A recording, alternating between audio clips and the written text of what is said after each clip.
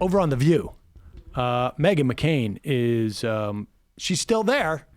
And here's what she had to say today. Or was it today?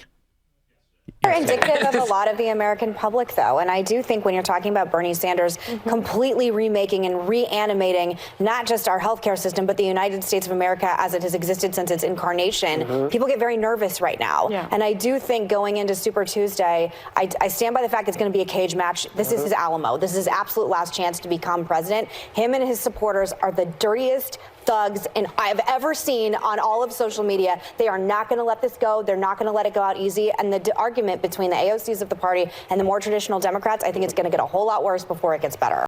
The dirtiest thugs on social media. What does that mean exactly? Is she not familiar with MAGA people? No, she's not.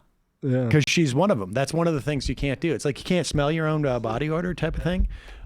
She's not aware of what the MAGA people are like. In fact, what's even more relevant, I mean, it's amazing when you have the numbers of hate crimes that have gone up over the past 3 years, anti-Semitic things, because isn't she Jewish?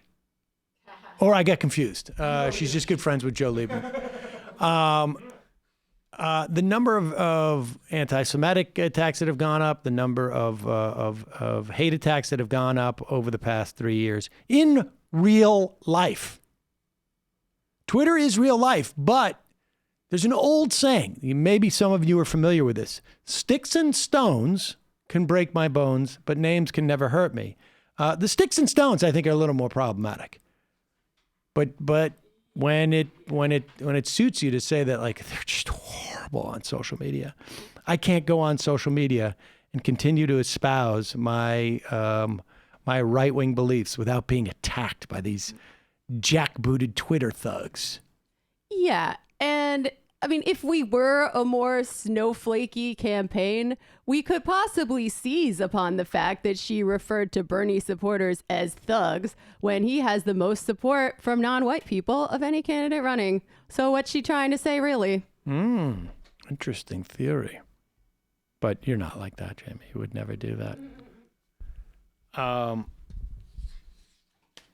Fox and Friends, what are they? Oh, yeah, here we go. Yes. Here's Fox and Friends. Oh, we should say also in terms of Meghan McCain, like the idea that Bernie is trying to transform all of society. Like, I know, like the idea that people would essentially get a more enhanced Medicare. We have 45 million people, 50 million people in this country, maybe a little more, who are on Medicare. And then, tens of millions more on Medicaid.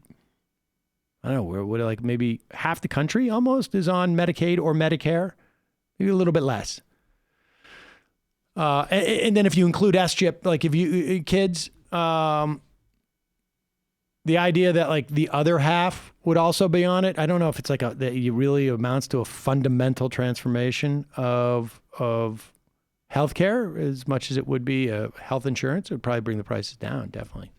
But then everything else, like, can you imagine how different things would be in this country if there was one free college university option in each state, or, the state system was free, let's say?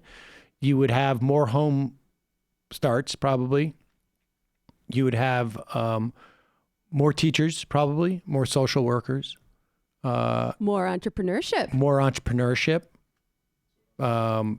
Probably, a somewhat better economy, and certainly a lot less sort of immiseration and stress.